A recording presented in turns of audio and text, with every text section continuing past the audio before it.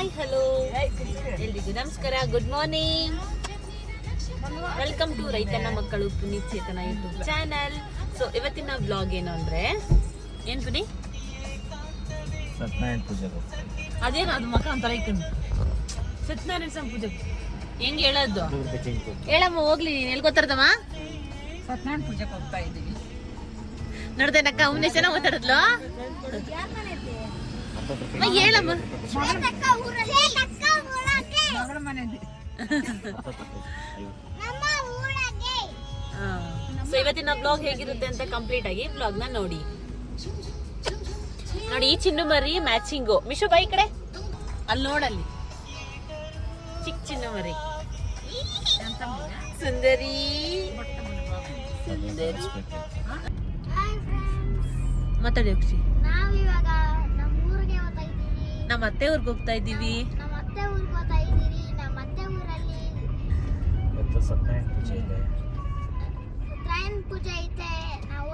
ಅಮ್ಮನ ಮುಗ್ದಾಗ ಮಂದಹಾಸ ನೋಡಿ ಫ್ರೆಂಡ್ಸ್.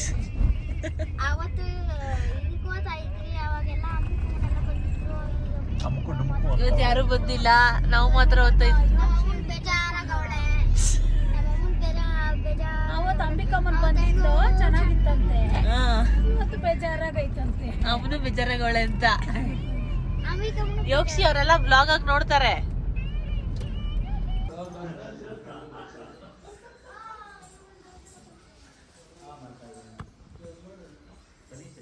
ಹಾಯ್ ಮೋನಿ. 5 ಗಂಟೆಗೆ ಬಿಡ್ತೀರಾ ಅಂದ್ಬಿಟ್ಟು ಇವಾಗ ಬಂದ್ಬಿಟ್ಟಿದ್ದೀರಾ. ಮಿಶು ಏನ್ ಮಾಡ್ತೀಯಾ?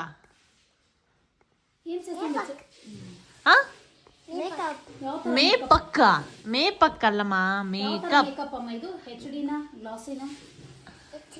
ಬ್ರೈಡಲ್ ಅಲ್ಲ, ಬ್ರೈಡಲ್ ಮಾಡೋದು ಅದು, ಇದು ಮೇಕಪ್. ವಾವ್, ಚೆನ್ನಾಗಿದೆ ಮ್ಯಾಮ್. ಕಾಂಟ್ಯಾಕ್ಟ್ ನಂಬರ್ ಅಂತ ಕೊಡ್ತೀರಾ? ಕಾಂಟ್ಯಾಕ್ಟ್ ನಂಬರ್ ಅಂತ ಕೊಡಮ್ಮ ನಿಂದು ನಂಬರ್, ಫೋನ್ ನಂಬರ್ ನಿಮ್ದು. ಪಾಪಕ್ಕಂತೆ ಒಂಚೂರು ಮಾಡಮ್ಮ ಮೇಕಪ್. ಮದ್ವೆಗೆ ಹೋಗ್ಬೇಕು, ಪೂಜೆ ಐತಿ, ಇವಾಗ ಹೋಗ್ಬೇಕು. ಒಂದು ಬ್ಯೂಟಿ ಪಾರ್ಲರ್ ಓಪನ್ ಮಾಡೋದಮ್ಮ ಈಗ ನೆಕ್ಸ್ಟ್. ನಾವು ಬಂದವ್ರಿಗೆಲ್ಲ ಒರೆಸ್ತಾ ಇರ್ತಾಳೆ ಮುಖ. ಪಾಪ ನೋಡು, ನಮ್ಮ ಪಾಪ ನೋಡಿ ಫ್ರೆಂಡ್ಸ್. ಅಯ್ಯೋ ತಗೊಳ್ತು ಚಿನ್ನ ಮುಖ. ಎಲ್ಲಿ ತಗೊಳ್ತಮ್ಮ?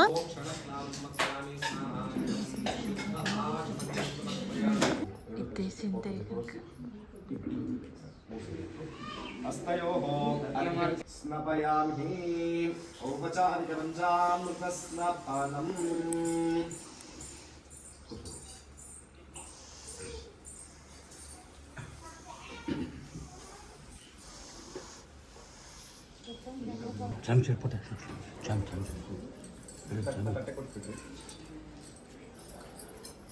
ಇದನ್ನೆಲ್ಲರೂ ಸೇರಿ ಇಟ್ಕೊಂಡು ಒಂದು ಆರತಿ ಮಾಡಿ ಪಟ್ಟಿ ಸಮೇತ ಮಾಡಿ.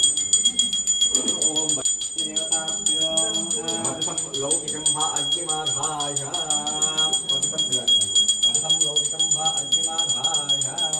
ಸಾಮಾನ್ಯವಾಗಿ ಅಗ್ನಿ ಪೂಜೆ ಮಾಡಿದಾಗ ಮನೆ ಹೆಣ್ಮಕ್ಳು ಮನೆ ಹೆಂಗಸರು ಮಾಡಿರ್ತಾರೆ. ಅವ್ರಿಗೆ ಆಮೇಲೆ ನೀವು ಸೀರೆ, ಬ್ಲೌಸ್ ಪೀಸು, ವಜ್ರ, ವೈಡೂರ್ಯ, ಒಡವೆಗಳು, ನಿಮ್ಮ ಪ್ರೀತಿಯಿಂದ ಏನು ಬೇಕು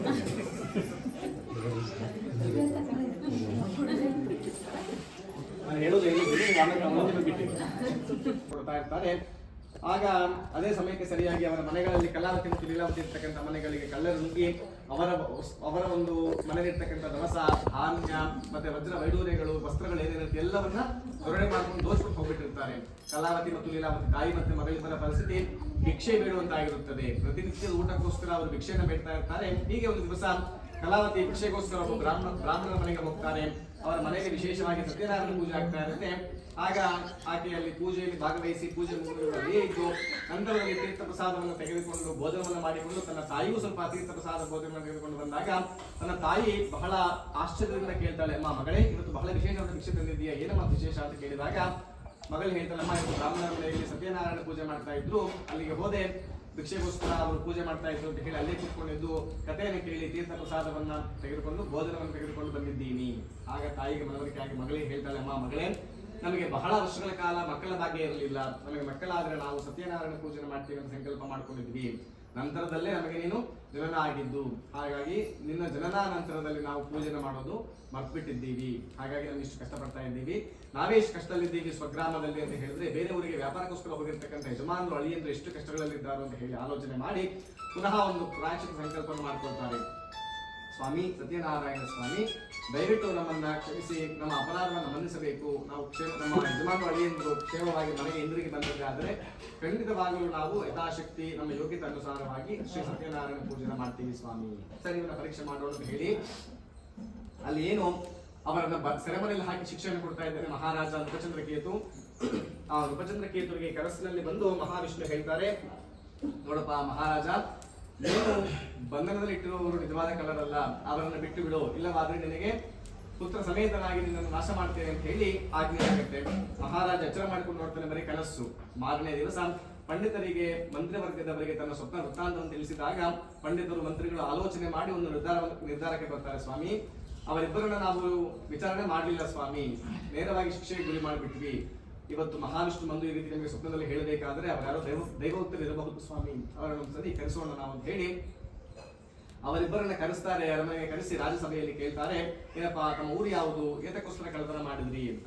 ಆಗ ಅವರು ಹೇಳ್ತಾರೆ, ಸ್ವಾಮಿ ನಾವು ಕಳ್ಳತನ ಮಾಡಲಿಲ್ಲ ಸ್ವಾಮಿ, ಬೇರೆ ಯಾರೋ ಕಳ್ಳತನ ಮಾಡಿದ ದ್ರವ್ಯಗಳೊಂದಿಗೆ ನಮ್ಮ ದ್ರವ್ಯಗಳು ಇದ್ದುದಕ್ಕೋಸ್ಕರ ನಮ್ಮನ್ನ ಕಳ್ಳರಂತ ಬಂಧಿಸಿದ್ದಾರೆ ಅಂತ. ಆಗ ಮಹಾವಿಷ್ಣುವಿಗೆ ಬಂದಂತ ಸ್ವಪ್ನ ನಿಜವಾಗಿ ಮಹಾರಾಜ ಹೇಳ್ತಾನೆ, ಇಲ್ಲಿ ನೀವು ಭಯಪಡಬೇಡಿ, ನಿಮಗೆ ದೈವ ಮಾಯೆಯಿಂದ ಈ ರೀತಿ ಆಗಿದೆ, ಹಾಗಾಗಿ ನೀವು ಇನ್ನ ನಿಮ್ಮ ಊರಿಗೆ ಕ್ಷೇಮವಾಗಿ ಹೊರಡಬಹುದು ಅಂತ ಹೇಳಿ ಅವರಿಗೆ ಅಲ್ಲಿಂದ ಬಿಡುಗಡೆಯನ್ನು ಮಾಡಿ ಅವರು ಕಳ್ಳರೊಂದು ತೀರ್ಮಾನ ಮಾಡಿದಾಗ ಅವರಿಂದ ವಶಪಡಿಸಿಕೊಂಡಿರ್ತಾರೆ ವಜ್ರ ವೈಡೂರ್ಯಗಳು ಚಿನ್ನಾಭರಣಗಳು. ಈಗ 1ಕ್ಕೆ 10ರಷ್ಟು ಹೆಚ್ಚಿಗೆ ಕೊಟ್ಟು ಅವರಿಗೆ ಸನ್ಮಾನವನ್ನು ಮಾಡಿ ಅವರ ಊರಿಗೆ ಕಳಿಸಿಕೊಡ್ತಾರೆ. ಇಲ್ಲಿಗೆ 3ನೇ ಅಧ್ಯಾಯ ಸಮಾಪ್ತಿ. ಓಂ ಜಯ ಸತ್ಯನಾರಾಯಣ, ಜಯ ಸತ್ಯ ಭಾಮೇಶ.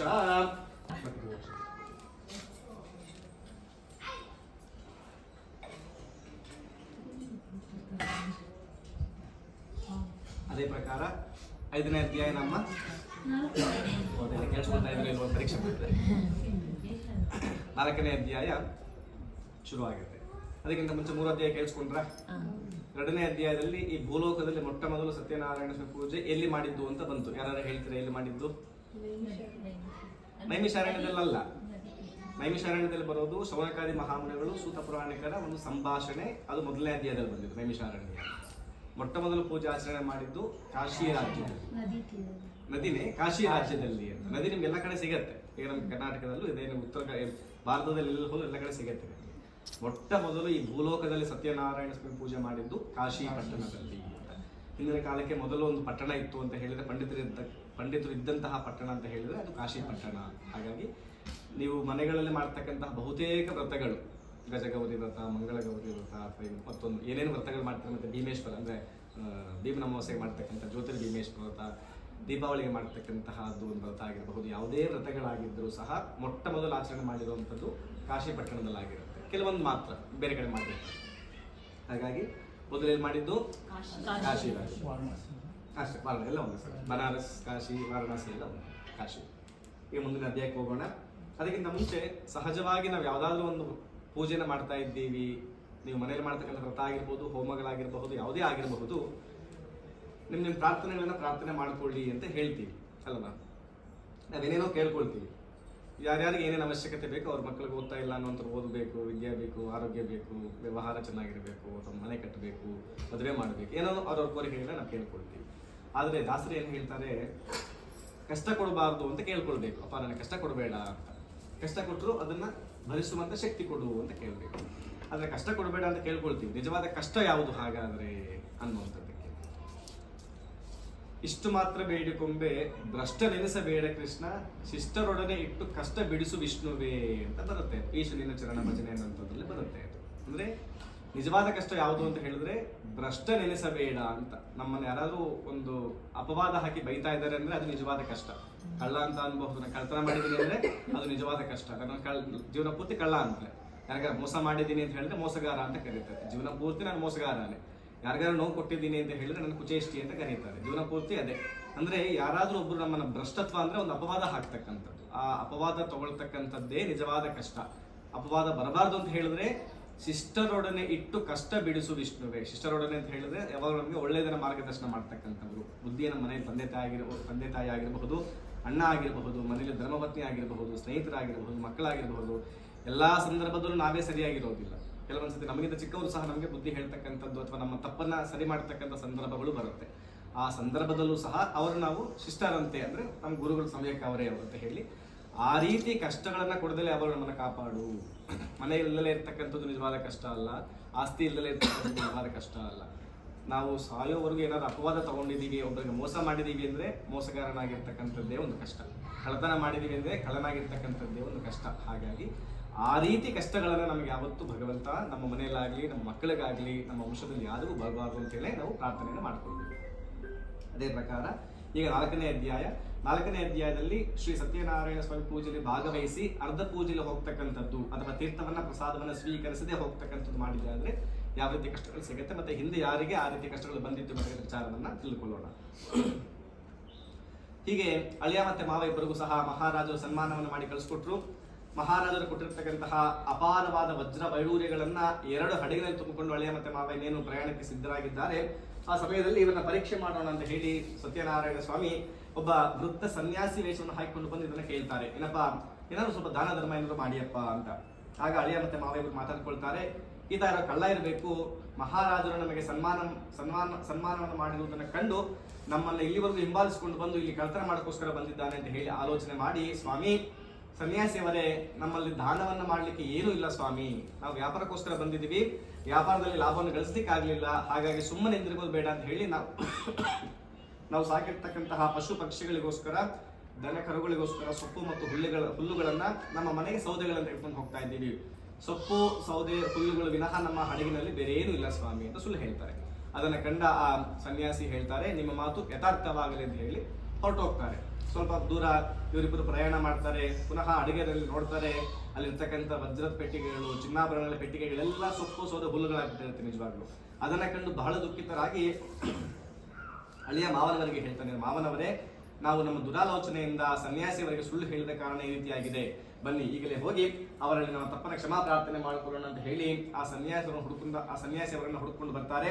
ಆ ಸನ್ಯಾಸಿಯವರಲ್ಲೇ ಎಲ್ಲೋ ಒಂದು ತಪಸ್ಸನ್ನು ಮಾಡ್ತಾ ಇರ್ತಾರೆ. ಸ್ವಾಮಿ ದಯವಿಟ್ಟು ನಮ್ಮನ್ನು ಕ್ಷಮಿಸಿ, ನಮ್ಮ ತಪ್ಪನ್ನ ಮನ್ನಿಸಬೇಕು ಸ್ವಾಮಿ, ಯಾರೋ ಕಳ್ಳ ಇರಬೇಕು ಅಂತ ಹೇಳಿ ಆ ರೀತಿ ಆಲೋಚನೆ ಮಾಡಿದೀವಿ ಸ್ವಾಮಿ, ಆಲೋಚನೆ ಮಾಡಿ ಸುಳ್ಳು ಹೇಳಿದ್ವಿ ಸ್ವಾಮಿ ಅಂತ ಕೇಳಿಕೊಂಡಾಗ ಆಗ ಆ ಸನ್ಯಾಸಿಯವರು ಹೇಳ್ತಾರೆ, ಎಲೆ ವ್ಯಾಪಾರಿ, ಮಾತಿಗೆ ತಪ್ಪಿ ಧನಮಧಾಂಧನಾಗಿ ಮೆರೆಯುತ್ತಿರುವ ನೀನು ಪ್ರತಿ ಸಲವೂ ಇಂತಹ ಕಷ್ಟಗಳಿಗೆ ಗುರಿ ಆಗ್ತಾ ಇರ್ತೀಯ ಅಂತ.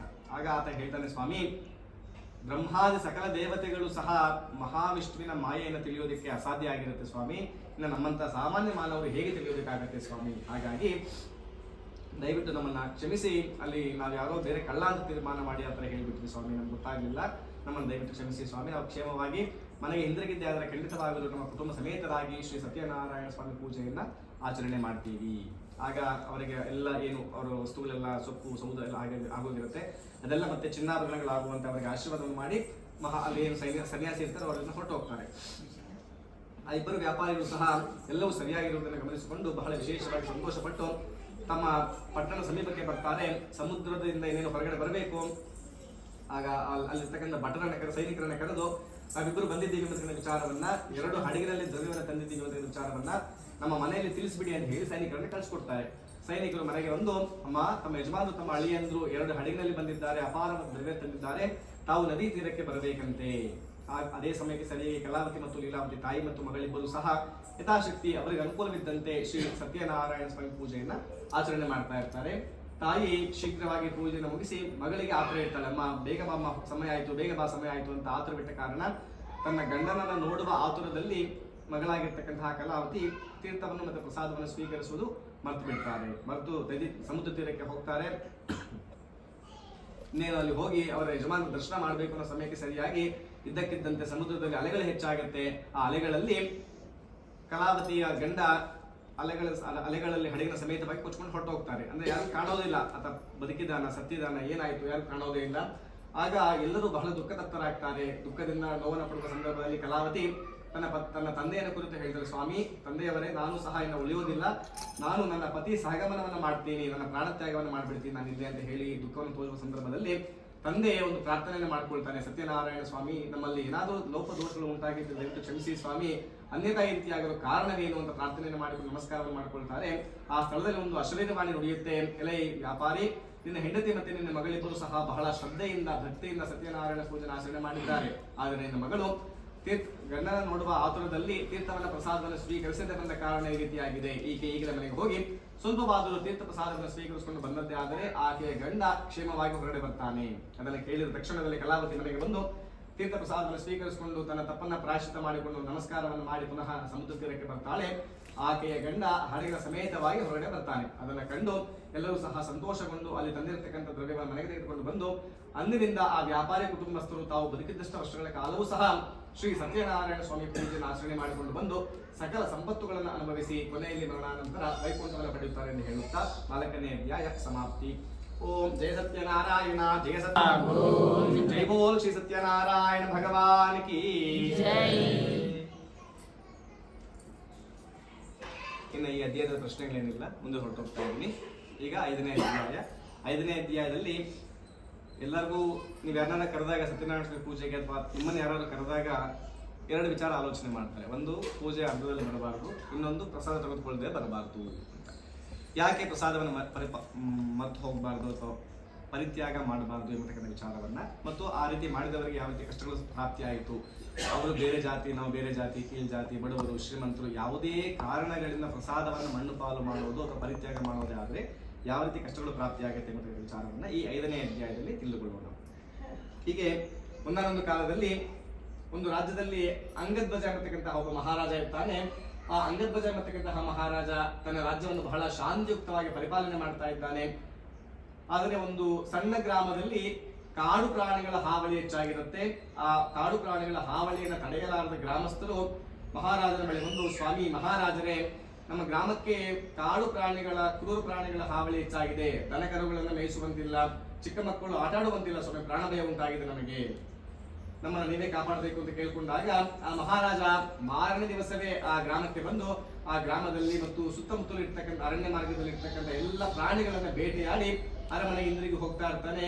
ಹೋಗ್ತಾ ಮಾರ್ಗ ಮಧ್ಯದಲ್ಲಿ ಆಯಾಸಗೊಂಡು ಒಂದು ಆಲದ ಮರದ ಕೆಳಗಡೆ ವಿಶ್ರಾಂತಿಗೋಸ್ಕರ ಕುಳಿತುಕೊಳ್ತಾನೆ. ಅಲ್ಲೇ ಸಮೀಪದಲ್ಲಿ ದನಗಳನ್ನ ಕರುಗಳನ್ನ ಮೇಯಿಸ್ತಕ್ಕಂತಹ ಬಾಲಕರೆಲ್ಲರೂ ಸಹ ಸೇರಿ ವಿಶೇಷವಾಗಿ ಶ್ರೀ ಸತ್ಯನಾರಾಯಣ ಸ್ವಾಮಿ ಪೂಜೆ ಆಚರಣೆ ಮಾಡ್ತಾ ಇರ್ತಾರೆ. ಈ ರಾಜ ತಾನು ರಾಜ ಎಂಬ ಗರ್ವದಿಂದ ಅಲ್ಲಿಗೆ ಹೋಗುವುದೂ ಇಲ್ಲ, ನಮಸ್ಕಾರವನ್ನು ಸಹ ಮಾಡುವುದಿಲ್ಲ, ಅಹಂಕಾರದಿಂದ ವಿಶ್ರಾಂತಿ ತೆಗೆದುಕೊಳ್ತಾ ಇರ್ತಾನೆ. ಆದರೂ ಪೂಜೆ ಮುಗಿದ ನಂತರದಲ್ಲಿ ಬಾಲಕರೆಲ್ಲರೂ ಸಹ ಸೇರಿ ಪ್ರಸಾದವನ್ನು ತೆಗೆದುಕೊಂಡು ಬಂದು ಮಹಾರಾಜನಿಗೆ ಕೊಟ್ಟು, ಸ್ವಾಮಿ ಮಹಾರಾಜರೇ, ನಾವು ವಿಶೇಷವಾಗಿ ಈ ತರ ಪೂಜೆನ ಮಾಡಿದ್ವಿ ಸ್ವಾಮಿ, ತೆಗೆದುಕೊಳ್ಳಿ ಪ್ರಸಾದ ಅಂತ ಕೊಟ್ಟಾಗ ಆ ಮಹಾರಾಜ ಹೇಳ್ತಾನೆ, ಎಲೆ ಬಾಲಕರೇ, ಮಹಾರಾಜನಾದ ನಾನು ದನಗಳನ್ನು ಮೇಯಿಸ್ತಕ್ಕಂತಹ ನೀವು ಮಾಡಿದ ಪ್ರಸಾದವನ್ನು ತೆಗೆದುಕೊಳ್ಳುವುದಿಲ್ಲ, ತೆಗೆದುಕೊಂಡು ಹೋಗಿ. ಆಗ ಬಾಲಕರು ಹೇಳ್ತಾರೆ, ಸ್ವಾಮಿ ಇದು ಸತ್ಯನಾರಾಯಣ ಸ್ವಾಮಿ ಪ್ರಸಾದ, ಇದನ್ನ ಕೊಡುವುದು ಮಾತ್ರ ಉತ್ತಮ, ಹಿಂತೆಗೆದುಕೊಂಡು ಹೋಗಬಾರ್ದು ಸ್ವಾಮಿ, ಇಲ್ಲಿ ಇಡ್ತೀವಿ ನಾವು, ನಿಮಗೆ ಮನಬಂದಂತೆ ಮಾಡಿ ಅಂತ ಹೇಳಿ ನಮಸ್ಕಾರವನ್ನು ಮಾಡಿ ಹೊರಟೋಗ್ತಾರೆ. ಮಹಾರಾಜನಿಗೆ ಬಹಳ ಕೋಪ ಬರುತ್ತೆ. ಈ ದನಗಳನ್ನ ಕರುಗಳನ್ನ ಮೇಯಿಸ್ತಕ್ಕಂಥ ಬಾಲಕರು ನನಗೆ ಬುದ್ಧಿ ಹೇಳ್ತಿದ್ದಾರಲ್ಲ, ಪ್ರಸಾದ ಇರಬಾರ್ದು, ತಗೊಂಡು ಹೋಗ್ಬೇಕು ಅಂತ ಹೇಳಿ ಆ ಕೋಪದಲ್ಲಿ ಪ್ರಸಾದವನ್ನು ಅಲ್ಲಿಯೇ ತಳ್ಳಿ ಮಣ್ಣು ಪಾಲು ಮಾಡಿ ಅರಮನೆಗೆ ಹಿಂದಿರುಗಿ ಪ್ರಯಾಣವನ್ನು ಬೆಳೆಸ್ತಾರೆ. ಬರ್ತಕ್ಕಂತಹ ಮಾರ್ಗ ಮಧ್ಯದಲ್ಲಿ ಇನ್ನೇನು ಅರಮನೆ ಸಮೀಪಕ್ಕೆ ಬರಬೇಕು ಅನ್ನೋ ಸಮಯಕ್ಕೆ ಸರಿಯಾಗಿ ಇಬ್ಬರು ಸೈನಿಕರು ಓಡಿ ಬರ್ತಾರೆ. ಅವ್ರಿಗೆ ಎದುರಿಗೆ ಬಂದು, ಸ್ವಾಮಿ ಮಹಾರಾಜರೇ, ಅನಾಹುತ ಆಗೋಯ್ತು, ಏನಪ್ಪ ಏನಾಯ್ತು ಅಂತ ಕೇಳಿದಾಗ, ಸ್ವಾಮಿ ನಮ್ಮ ಅರಮನೆ ಎಲ್ಲ ಪರಿಪೂರ್ಣವಾಗಿ ಸುಟ್ಟು ಭಸ್ಮ ಆಗಿ ಹೋಯ್ತು ಸ್ವಾಮಿ, ಅನಾಹುತ. ಅದರಲ್ಲಿರ್ತಕ್ಕಂಥ ನಮ್ಮ ಸೈನಿಕರು, ಮಂತ್ರಿವರ್ಗದವರು, ನಮ್ಮ ಆನೆಗಳು, ನಮ್ಮೇನು ವಜ್ರ ವೈಡೂರ್ಯ ಇತ್ತು ಎಲ್ಲವೂ ಸಹ, ಭಂಡಾರವೆಲ್ಲವೂ ಸಹ ಸುಟ್ಟು ಭಸ್ಮ ಆಗೋಯ್ತು ಸ್ವಾಮಿ. ಆಗ ಮಹಾರಾಜನಿಗೆ ಆಶ್ಚರ್ಯ ಆಗುತ್ತೆ, ಇದಕ್ಕಿದ್ದ ಹಾಗೆ ಈ ರೀತಿ ಯಾಕಾಯ್ತು ಅಂತ ಹೇಳಿ. ಆಗ ನಾನು ಪ್ರಸಾದವನ್ನು ಮಣ್ಣು ಪಾಲು ಮಾಡಿದ್ದು ತಪ್ಪಾಯ್ತು ಅಂತ ಹೇಳಿ ಯಾವ ಸ್ಥಳದಲ್ಲಿ ಆ ರೀತಿ ಮಾಡಿದ್ದನೋ ಅದೇ ಸ್ಥಳಕ್ಕೆ ಪುನಃ ಬಂದು ಕ್ಷಮಾ ಪ್ರಾರ್ಥನೆ ಮಾಡಿಕೊಂಡು ಪುನಃ ಬಾಲಕರನ್ನು ಸೇರಿಸಿಕೊಂಡು ಶ್ರದ್ಧೆಯಿಂದ ಶ್ರೀ ಸತ್ಯನಾರಾಯಣ ಸ್ವಾಮಿ ಪೂಜೆಯನ್ನು ಆಚರಣೆ ಮಾಡಿ ಭಕ್ತಿಯಿಂದ ಪ್ರಸಾದವನ್ನು ಸ್ವೀಕರಿಸಿಕೊಂಡು ದುಃಖದಿಂದ ಬರ್ತಾ ಇರ್ತಾನೆ. ಬರ್ತಾ ಇನ್ನೇನು ಅರಮನೆ ಸಮೀಪಕ್ಕೆ ಬಂದ ನೋಡ್ತಾನೆ, ಅರಮನೆ ಚೆನ್ನಾಗೇ ಇದೆ, ಯಾವುದು ಸುಟ್ಟೋಗಿಲ್ಲ, ಭಸ್ಮ ಆಗಿಲ್ಲ, ಆನೆಗಳು, ಸೈನಿಕರು, ಕುದುರೆಗಳು ಎಲ್ಲ ಚೆನ್ನಾಗಿದೆ. ಬಹಳ ಕೋಪ ಬರುತ್ತೆ. ಬಂದು ಆಗ ಸೈನಿಕರನ್ನ ಕರೀತಾನೆ. ಕರೆದು, ಏನಪ್ಪ ಸೈನಿಕರೇ, ಆಗ ನೀವೇನೇ ಹೇಳಿದ್ದೀರ, ಸುಟ್ಟೋಯ್ತು, ಭಸ್ಮ ಆಯ್ತು ಅಂತ ಹೇಳಿದ್ರಲ್ಲ, ಎಲ್ಲ ಚೆನ್ನಾಗಿದೆಯಲ್ಲ ಅಂತ ಹೇಳಿದಾಗ ಸೈನಿಕರು ಹೇಳ್ತಾರೆ, ನಾವ್ಯಾರು ಹೇಳಿಲ್ಲ ಸ್ವಾಮಿ, ನಾವ್ಯಾರು ಬರ್ಲಿಲ್ಲ, ನಾವೆಲ್ಲ ಇಲ್ಲೇ ಇದ್ದೀವಿ. ಆಗ ಮಹಾರಾಜನಿಗೆ ಒಂದು ಮನವರಿಕೆ ಆಗುತ್ತೆ, ಇದು ವಿಷ್ಣುವಿನ ಮಾಯೆಯಿಂದ ಆಗಿರಬಹುದು, ನನ್ನ ಅಹಂಕಾರದಿಂದ ನಾನು ವರ್ತಿಸೋದಕ್ಕೋಸ್ಕರ, ನನ್ನ ತಪ್ಪನ್ನ ತಿಳುವಳಿಕೆ ಮಾಡೋದಕ್ಕೋಸ್ಕರ ಈ ರೀತಿ ಮಾಡಿದ್ದಾರೆ ಅಂತ ಹೇಳಿ ನಡೆದ ವೃತ್ತಾಂತವನ್ನ ತನ್ನ ಹೆಂಡತಿಗೆ ತಿಳಿಸಿ, ಅಂದಿನಿಂದ ಆ ಮಹಾರಾಜ ಕುಟುಂಬಸ್ಥರು ಪ್ರತಿ ತಿಂಗಳ ಪೌರ್ಣಮಿಯಂದು ಶ್ರೀ ಸತ್ಯನಾರಾಯಣ ಸ್ವಾಮಿ ಪೂಜೆಯನ್ನು ಆಚರಣೆ ಮಾಡಿಕೊಂಡು ಬಂದು ಸಕಲ ಸಂಪತ್ತುಗಳನ್ನು ಅನುಭವಿಸಿ ಕೊನೆಯಲ್ಲಿ ಮರಣಾನಂತರ ವೈಕುಂಠವನ್ನು ಪಡೆಯುತ್ತಾರೆ. ಇಂತಹ ಉತ್ತಮೋತ್ತಮವಾಗಿರ್ತಕ್ಕಂತಹ ಶ್ರೀ ಸತ್ಯನಾರಾಯಣ ಸ್ವಾಮಿ ಪೂಜಾ ವಿಧಾನವನ್ನ, ವ್ರತವನ್ನ ಈ ಕಲಿಯುಗದಲ್ಲಿ ಬಹಳ ವಿಶೇಷವಾಗಿ ವ್ರತಗಳ ರಾಜ ಎಂದು ಕರೆಯಲ್ಪಡುತ್ತದೆ. ಯಾರು ಯಾವ ಕೋರಿಕೆಗಳಿಂದ ಈ ವ್ರತವನ್ನು ಆಚರಣೆ ಮಾಡ್ತಾರೋ ಅವರಿಗೆ ಆಯಾ ಕೋರಿಕೆಗಳು ಈಡೇರುತ್ತವೆ. ಬಹಳ ಮುಖ್ಯವಾಗಿ ಈ ಪೂಜೆಯಲ್ಲಿ ಯಾವುದೇ ರೀತಿ ಲೋಪದೋಷಗಳು ಉಂಟಾಗಬಾರದು. ಶ್ರದ್ಧೆಯಿಂದ ಭಕ್ತಿಯಿಂದ ಆಚರಣೆ ಮಾಡಬೇಕಾಗಿರ್ತಕ್ಕಂತಹ ಪೂಜೆ ಇದು. ಇಂತಹ ಪೂಜೆಯನ್ನ ಅಥವಾ ಇಂತಹ ಕಥೆಯನ್ನು ಯಾರು ಶ್ರದ್ಧೆಯಿಂದ ಭಕ್ತಿಯಿಂದ ಕೇಳುತ್ತಾರೋ ಹೇಳುತ್ತಾರೋ ಎಲ್ಲರಿಗೂ ಸಹ ಸಕಲ ಸನ್ಮಂಗಳಗಳು ಉಂಟಾಗುತ್ತವೆ ಎಂದು ಹೇಳುತ್ತಾ ಶ್ರೀ ಸುಮಿಕಥಾ ಭಾಗದಲ್ಲಿ 5ನೇ ಅಧ್ಯಾಯವು ಮತ್ತು 5 ಅಧ್ಯಾಯಗಳು ಸಮಾಪ್ತಿ ಆಯಿತು. ಓಂ ತತ್ಸದೇ. ಜಯ ಸತ್ಯ ನಾರಾಯಣ, ಜಯ ಸತ್ಯ ಭಾಮೇಶ, ಜಯ ಸತ್ಯ ಗಣಪತಿಯೇ, ಜಯತು ಜಯತು. ಪಂಚಮೋಧ್ಯಾಯಕಥಾ ಸಮಾಪ್ತಿ ಸಮಯೇ ಭೂರ್ಭುವಸ್ವಃ ತತ್ಸವಿತುರ್ವರೆಣ್ಯಂ ಭರ್ಗೋ ದೇವಸ್ಯ ಧೀಮಹಿ ಧಿಯೋ ಯೋ ನಃ ಪ್ರಚೋದಯಾತ್. ಓಂ ಪ್ರೋಕ್ಷಾಮೃತ್ಯ ಪ್ರಾಣಾಯ ಪಾನಾಯ ವ್ಯಾನಾಯ ಉಧಾನಾಯ ಸಮಾನಾಯ ಸ್ವಾಹ. ಬ್ರಹ್ಮಣೇ ನಮಃ. ದಶರಥ ನಂದನ ಗೋವಿಂದ, ದಶಮುಖ ಮರ್ದನ ಗೋವಿಂದ, ಪಕ್ಷಿವಾಹನ ಗೋವಿಂದ, ಪಾಂಡವಪ್ರಿಯ ಶ್ರೀ ಗೋವಿಂದ, ಗೋವಿಂದ ಹರಿ ಗೋವಿಂದ, ಸೀತಾರಾಮ ಗೋವಿಂದ, ಗೋವಿಂದ ಹರಿ ಗೋವಿಂದ, ರಾಮ ಕೃಷ್ಣ ಗೋವಿಂದ, ಗೋವಿಂದ ಹರಿ ಗೋವಿಂದ, ಗೋವಿಂದ ಗೋವಿಂದ ಬೇಡಿಕೊಂಡಲವಾಡ ವೆಂಕಟರಮಣ ಗೋವಿಂದ ಗೋವಿಂದ.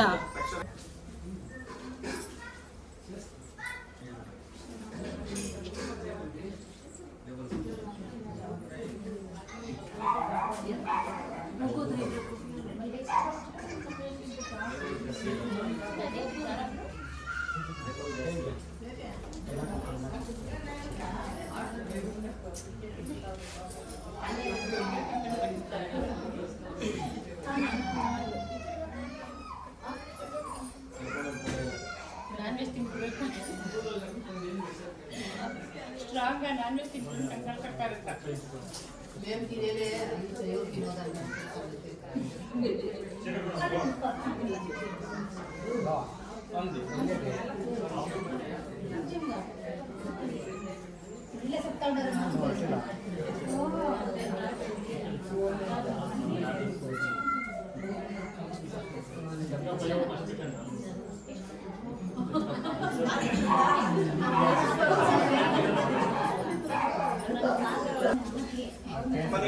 ನೀವು ಕುತ್ಕೊಂಡ್ಬಿಡಿ. ಬಂದಿರೋರು ಯಾರಾದ್ರೂ ಅವರಿಗೆ ಉಡುಗೊರೆ ಕೊಡೋರು, ಚಿನ್ನಾಭರಣ ಕೊಡೋರು, ಬಟ್ಟೆಗಳು ಕೊಡೋರು ಕೊಡಬಹುದು.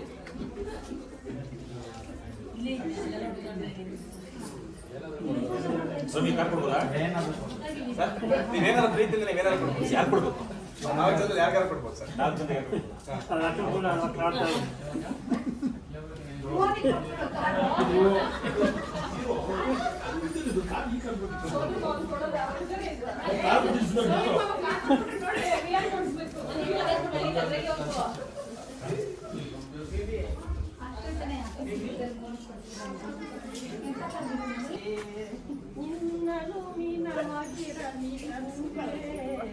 ಕೈ ಹಿಡಿದು ನೀ ನಡೆಸು ಮುಂದೆ.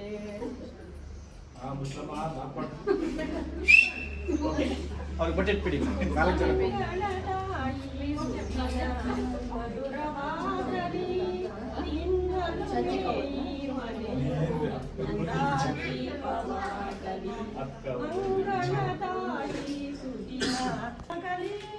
ಶುಭ ಗೀತೆ ಮಿಡಿಯದೆ ಮಂಗಳದಾಯಿ ಸುದಿನ ಮಧುರವಾಗಲಿ.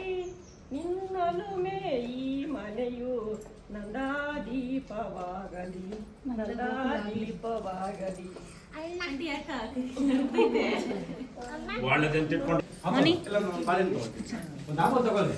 ಶಮಿತ ಈ ಕಡೆ ನೋಡು, ಹತ್ ಕಡೆ ತಿರುಗು. Step by step.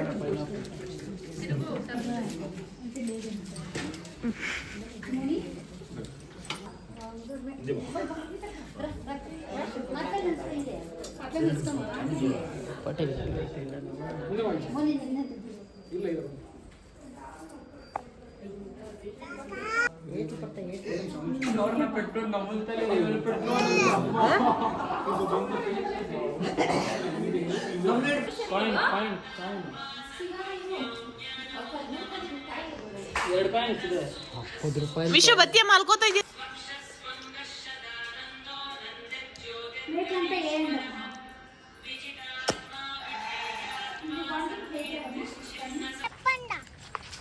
Hi ಅಂತವಳೆ. Meesho ಮಾತಾಡ್ಕೊಡುದು. ಓ ಸರಿ ಹಾಂ ಹೇಳು. ಇವತ್ತು ನಮ್ಮಲ್ಲಿ ಸಂತಾನನ ಪೂಜೆ ಮಾಡಿದ್ವಿ, ತುಂಬ ಚೆನ್ನಾಗಾಯ್ತು.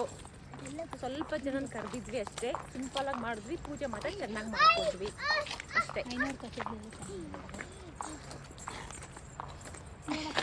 ಹೇಳಕ್ಕ.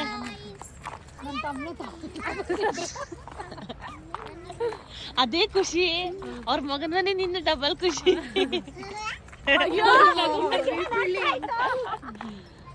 ನಾನು ಹೇಳಿಲ್ಲ ಅಂತ ಪಾಪ. ಈ 500 ಅಂತೂ ಸಖತ್ತಾಗಿ ಮಾಡಿದ್ರು ಕತೆಗಳು. ನಮ್ಮ ಬೇರೆ ಕೇಳಿದ್ರು, ಅದೇ ಟ್ವಿಸ್ಟ್ ಚೆನ್ನಾಗಿತ್ತು. ಅದು ಮಾತ್ರ ಈ ತರ ಮಾಡಿದ್ರೆ ಅದೇ ಪೂಜೆ ಮೇಲೆ ಗಮನನೂ ಇರುತ್ತೆ, ಭಕ್ತಿ ಶ್ರದ್ಧೆ ಇರ್ತೈತೆ. ನಾವು ಜೊತೆಗೆ ಒಂದೆರಡು ಹಾಡುಗಳು ಹೇಳಿದ್ರಿ. ಶ್ವೇತಂಗ್ ಬಿದ್ದಾಗ್ಬಿಟ್ಟಿದ್ಲು. ಫೋನ್ ಓಪನ್ ಮಾಡೋಷ್ಟ್ರಲ್ಲಿ ಸ್ಮೈಲ್ ಬಂತು. ಇದಾಗಿತ್ತು ಇವತ್ತಿನ ಬ್ಲಾಗ್. ನೆಕ್ಸ್ಟ್ ಬ್ಲಾಗ್ ಅಲ್ಲಿ ಸಿಗ್ತೀವಿ. ಬಾಯ್.